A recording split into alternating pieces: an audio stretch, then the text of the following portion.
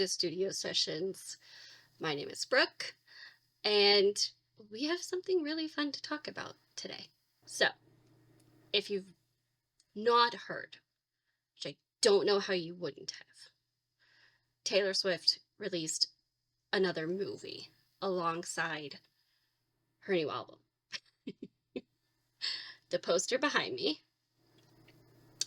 So, we're going to look at not just a light review of the movie itself, because I did go see it. I got to go see it with my mom on Sunday, but also discuss what was in it, the box office numbers, and her distribution strategy for it.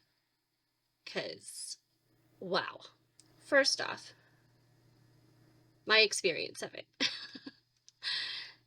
Just to give a very brief, light history on my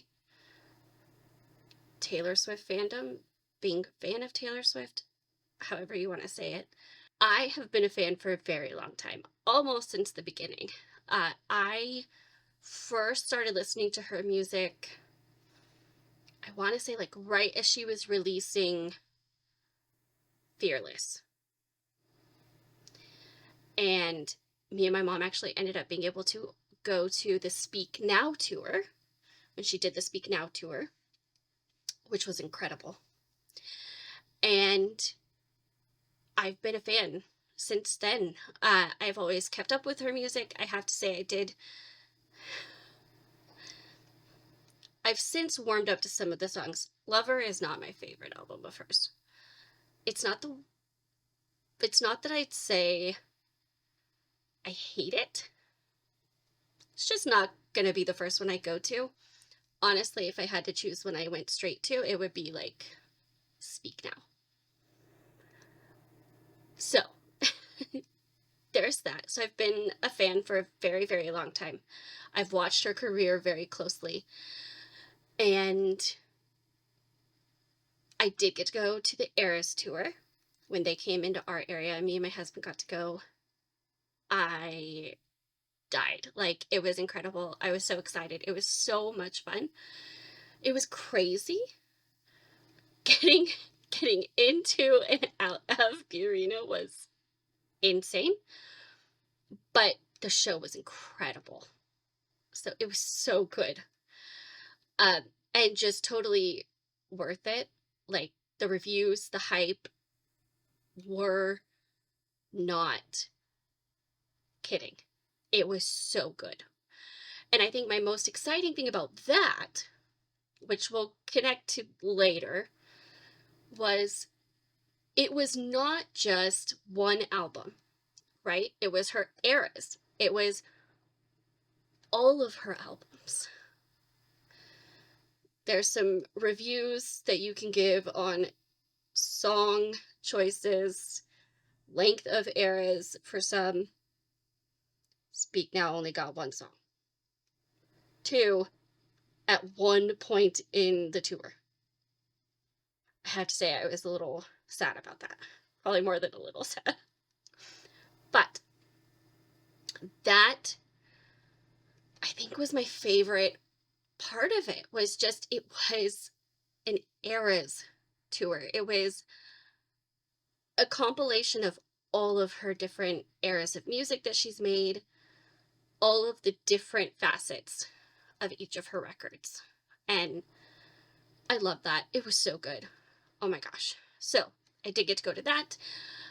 I did not, and this will connect later also, I did not get to go see the movie in the theaters when she released the Eras Tour movie. I got to go see it in person though, so I felt okay about that. Like, I was happy seeing the in-person concert. I was okay with, I mean, I would have loved to have gone to see that in the theaters, but I was also, I was mostly happy I got to go see the concert itself in person. So, yeah. But I did not get to go see that. I have heard and seen what the experience in the theater was like, though. It was basically like like another experience of the tour. People were singing along, trading friendship bracelets.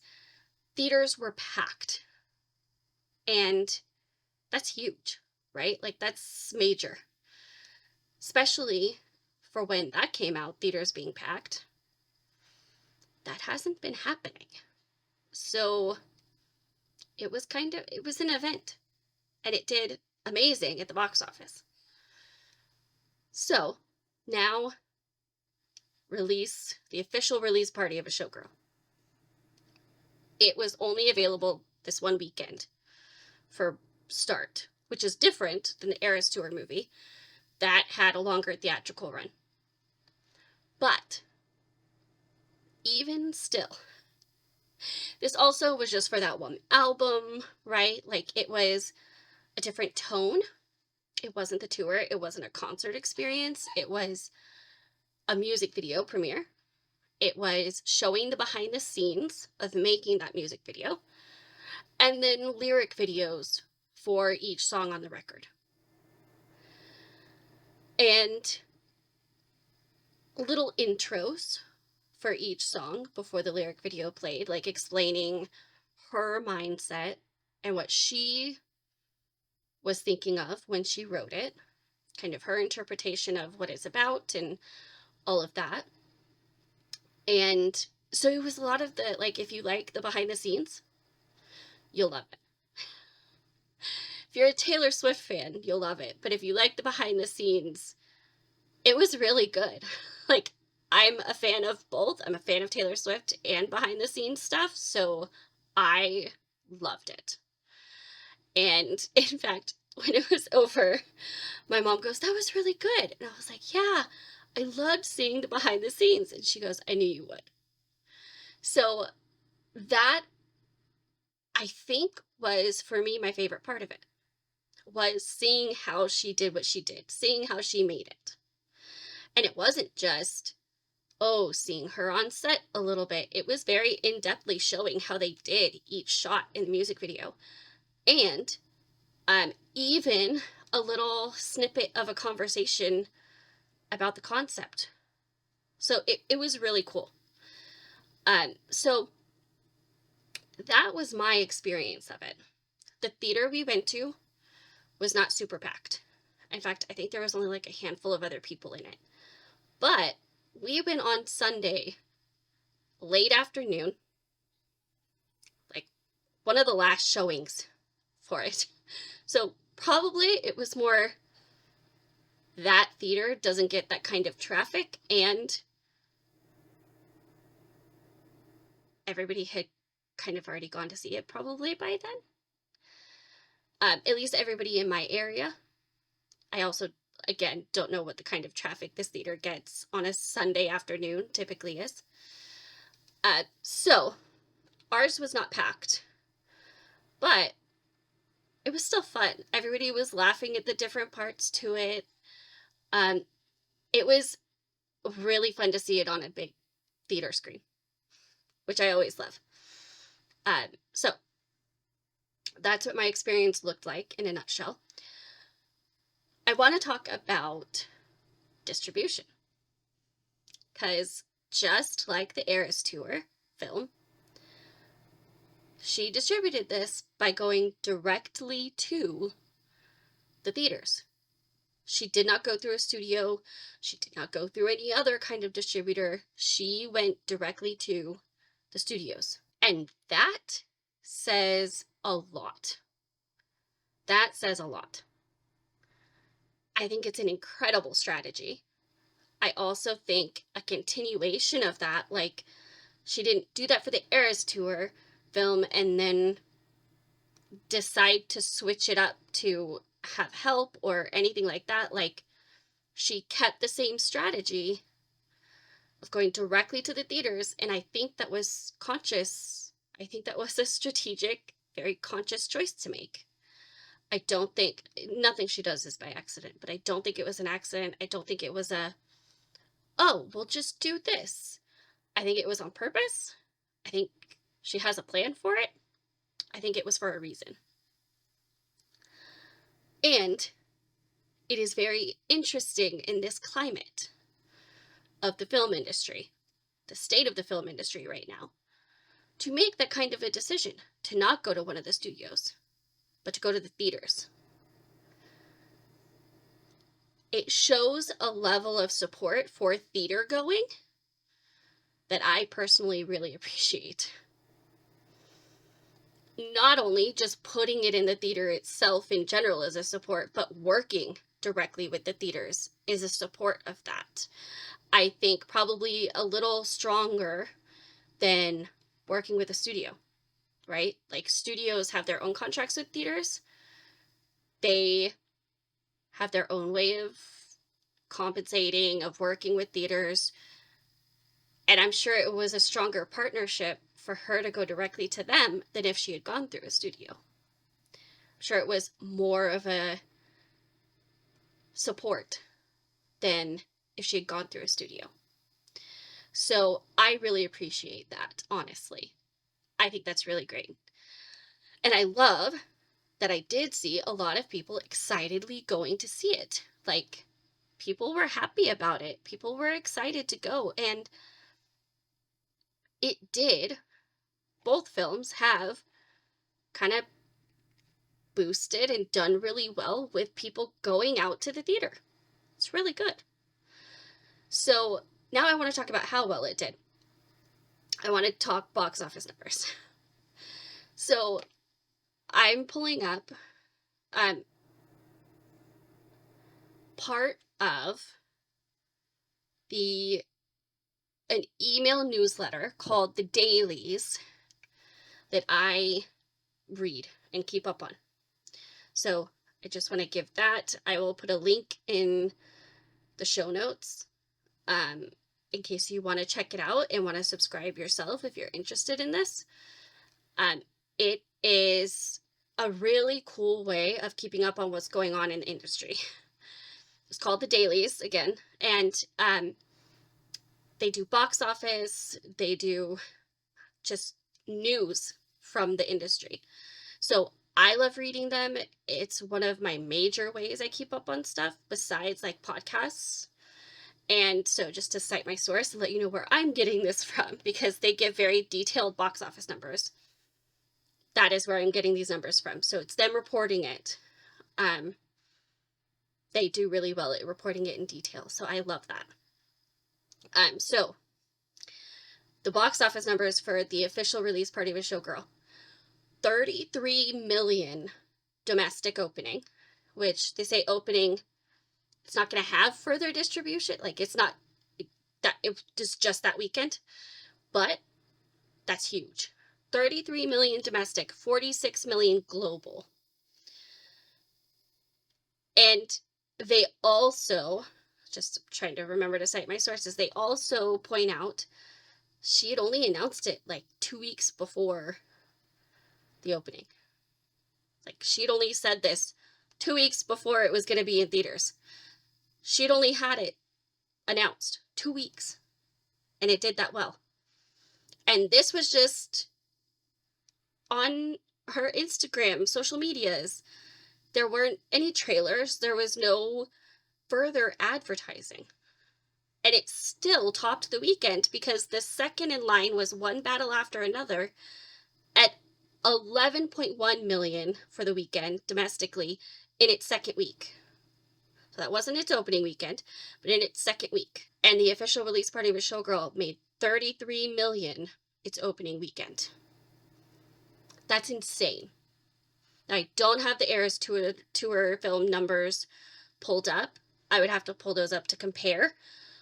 Just that is incredible to me. She's going directly to theaters. Only announced it 2 weeks ahead of time. No trailers or anything. Like, yeah, there wasn't heavy advertising for this. And it did 33 million over the weekend. Let alone what I'm sure, I know she's topping and making in album sales. So it just was incredible. And I loved the idea of going directly to theaters. That particular part is probably my favorite part of the whole story with it. It just was awesome. So my little insight on this, I think not only is she kind of dipping her toe in, she's wading into the waters of film, right? Of cinema, of getting her fans to the movie theaters. I think she's slowly preparing for people to see her in a movie theater more. Whether that's a movie she's directing, because we know that through Searchlight, she has a contract for directing a film. But I think this is her way of working on warming people up, getting people used to that idea, getting herself used to that idea, and kind of not pivoting, but expanding in that way. And I think going directly to theaters is a very strategic way that she's doing that. So it was incredible. That is just so interesting and cool. And especially as somebody working on kind of being my own production distribution company, it's a cool case study to watch and see. So I loved that. It was really good. Not only was the film good as a fan of films, but just the whole story. So that is what happened with that. And now we're going to take just a minute to talk about a project that I'm really, really proud of.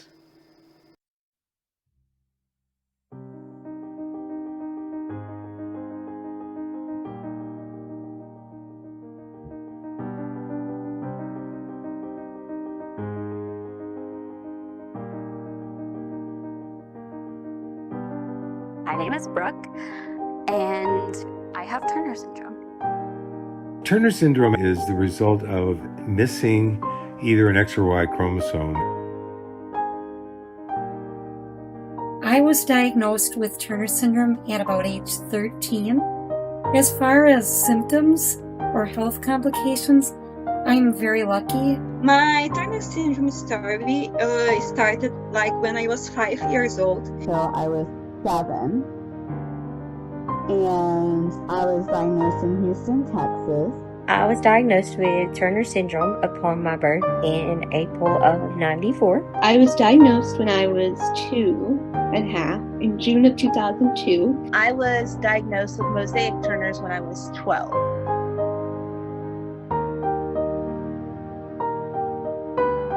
I was eventually diagnosed with premature ovarian failure.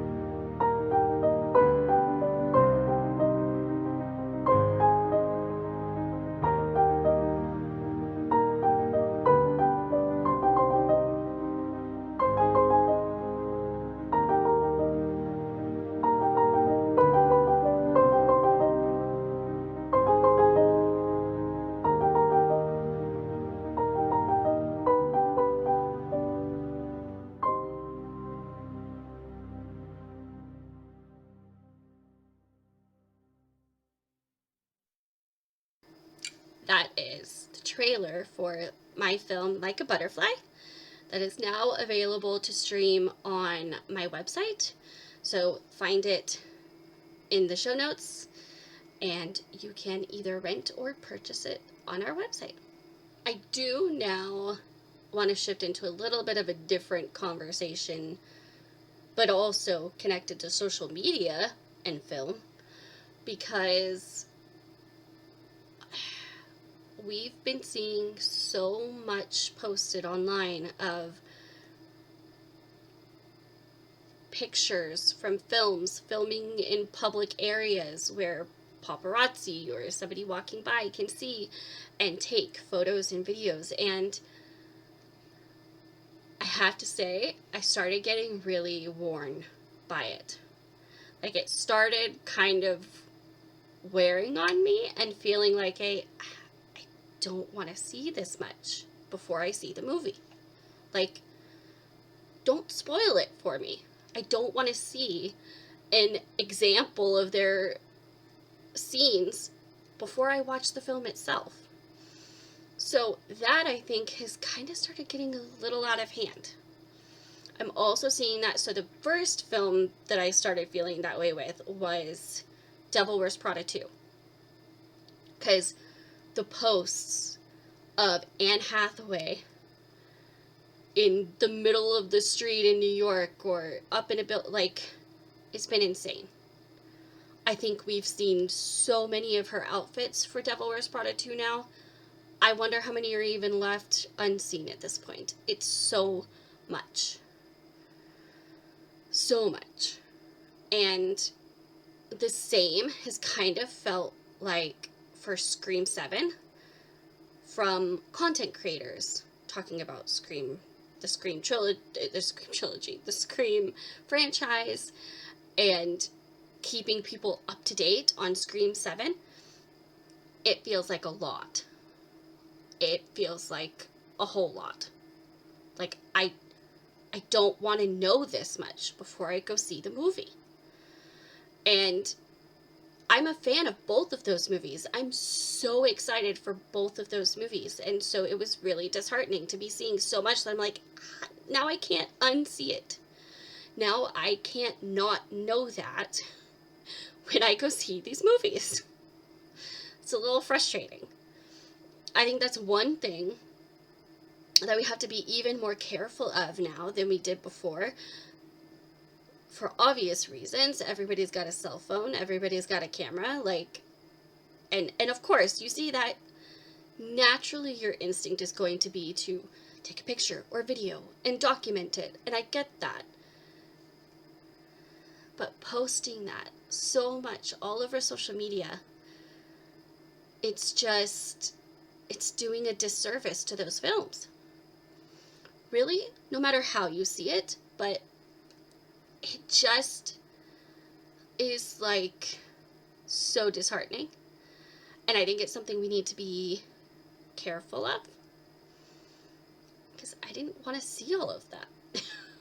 I know I sound like a broken record saying that, but it really started getting to me. And I know I'm not the only one feeling that way, but I wanted to talk about it because it has been something lately I've been seeing more and more of. And as we get to more bigger movies, this is going to be even more of a temptation and even more of something we need to watch out for and keep aware of if we're going to be on social media. You know, not letting things be spoiled for us to the best of our abilities. It's hard. It's very hard. So that's something I want to talk about too, because that has really been a pattern I've started seeing. And I worry it could get worse. I really do worry it could get worse. I get the temptation. I get the desire to do that. Just as frustrating when it comes to not spoiling movies. So, yeah. That just was getting to me.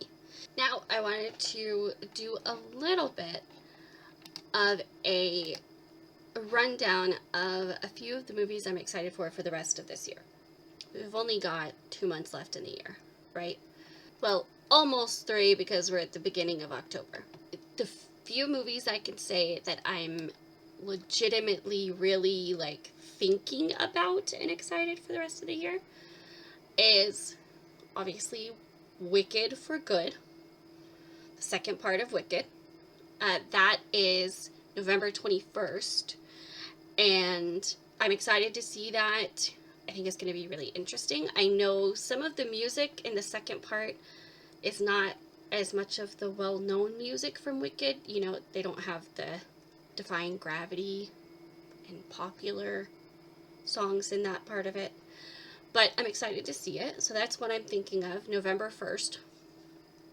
We also have November 26th, so just 5 days later, is Wake Up Dead Man, the new Knives Out movie. And I love the Knives Out movies. They're so good. I really love them. That's when it comes out in theaters, is November 26th. It hits Netflix December 12th.